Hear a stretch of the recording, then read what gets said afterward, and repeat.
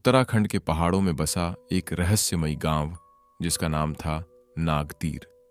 ये गांव अपनी खूबसूरती के लिए नहीं बल्कि वहां की भूतिया कहानियों के लिए मशहूर था। वहां के बुजुर्गों का कहना था कि पहाड़ों के पीछे फैला घना जंगल छलावे का निवास था। कहते हैं जो भी वहां गया फिर कभी वापस नहीं आया। लोग बताते थे कि जंगल में एक औरत की आत्मा भटकती थी जो रात में मुसाफिरों को अपनी तरफ बुलाती और उन्हें हमेशा के लिए गायब कर देती। इस बार इस जंगल की सच्चाई जानने के लिए शहर से 3 दोस्त आए, सुमन, अभय और रोहन। वे हॉरर स्टोरीज का एक यूट्यूब चैनल चलाते थे जहां वे डरावनी जगहों की सच्चाई रिकॉर्ड करते और लोगों को दिखाते। लेकिन इस बार उन्होंने जिस रहस्य को सुलझाने की कोशिश की वह उनकी जिंदगी का सबसे बड़ा खौफ बन गया। सुमन, अभय और रोहन गांव पहुंचे तो उन्होंने देखा कि गांव के लोग उनकी मौजूदगी से परेशान थे। एक बूढ़े बाबा जिनका नाम पंडित दामोदर था, उन्होंने तीनों को बुलाकर कहा, बेटा, ये जंगल कोई साधारण जगह नहीं है। यहाँ जाने वाले लौट कर नहीं आते। तुम्हारी जिज्ञासा ही तुम्हारे लिए खतरा बन सकती है। लेकिन सुमन को लगा कि यह बस एक गांव की पुरानी कहानी है। उन्होंने बाबा की बात को नजरअंदाज किया और रात होते ही जंगल की ओर चल पड़े। रात के 11 बजे तीनों अपने कैमरों और टॉर्च के साथ जंगल में दाखिल हुए। शुरुआत में सब कुछ सामान्य लग रहा था, लेकिन जैसे जैसे वे अंदर बढ़े ठंड बढ़ती गई। हवा में अजीब सी बदबू थी, जैसे कोई चीज सड़ रही हो। अचानक एक पेड़ के पीछे से हंसी की आवाज आई, एक औरत की हंसी। क्या तुमने सुना? सुमन ने डरते हुए कहा। अभय हंसा, अरे यह हवा की आवाज होगी, इतना डर क्यों रही हो? लेकिन रोहन को कुछ अजीब लग रहा था। उसे ऐसा महसूस हुआ जैसे कोई पेड़ों के बीच खड़ा होकर उन्हें देख रहा था। अचानक कैमरा खुद ब खुद बंद हो गया।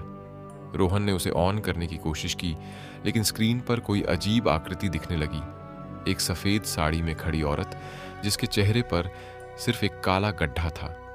तभी झाड़ियों से कोई चीज बहुत तेजी से निकली और सीधा अभय की तरफ बढ़ी।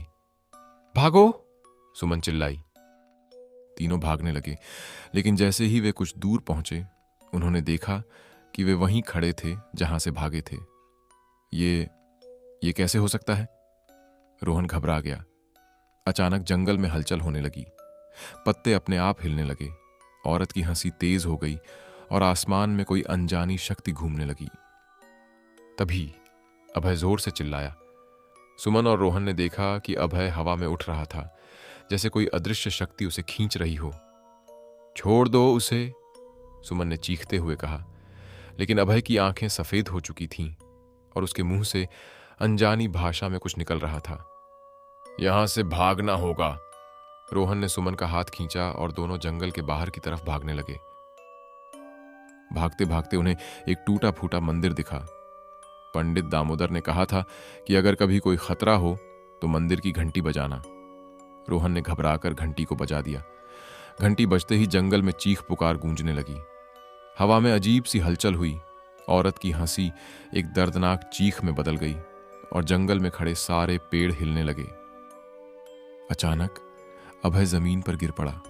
उसकी आंखें अब वापस सामान्य थीं, लेकिन जंगल अब भी गुमसुम और ठंडा था, जैसे कुछ अभी भी बाकी हो। सुबह होते ही वे गांव लौटे और पंडित दामोदर को सब कुछ बताया। बाबा ने एक गहरी सांस ली और बोले, तुम लोग किस्मत वाले हो जो बच गए। यह छलावा एक श्रापित आत्मा थी। बरसों पहले एक नवविवाहित औरत को उसके ही पति ने इस जंगल में मार दिया था। उसकी आत्मा अब भी अपने हत्यारे की तलाश में भटक रही है। जो भी इस जंगल में जाता है उसे वह अपना शिकार बना लेती है। लेकिन बाबा, घंटी बजाने से वह क्यों चली गई? सुमन ने पूछा। बाबा ने उत्तर दिया, क्योंकि यह घंटी उस मंदिर की है जहां उसकी आत्मा को शांति देने का प्रयास किया गया था, लेकिन उसका क्रोध अभी भी शांत नहीं हुआ है। तो क्या वह फिर से लौट सकती है? रोहन ने घबराकर पूछा। बाबा ने धीमे स्वर में कहा, जब तक जंगल है छलावा भी रहेगा। और वह किसी नए शिकार की तलाश में हमेशा जागता रहेगा। सुमन, अभय और रोहन ने दोबारा कभी उस जंगल की तरफ नहीं देखा, लेकिन जब वे अपने वीडियो की रिकॉर्डिंग देखने लगे तो उन्हें एक आखिरी सीन दिखा। कैमरे की आखिरी फुटेज में जब वे जंगल से बाहर आ रहे थे तब पीछे कोई खड़ा था, सफेद साड़ी में, बिना चेहरे की औरत। और फिर कैमरा अपने आप बंद हो गया। क्या छलावा सच में खत्म हुआ था या फिर कोई और उसकी तरफ बढ़ रहा था? अगले शिकार के रूप में कहानी समाप्त, लेकिन रहस्य जिंदा है।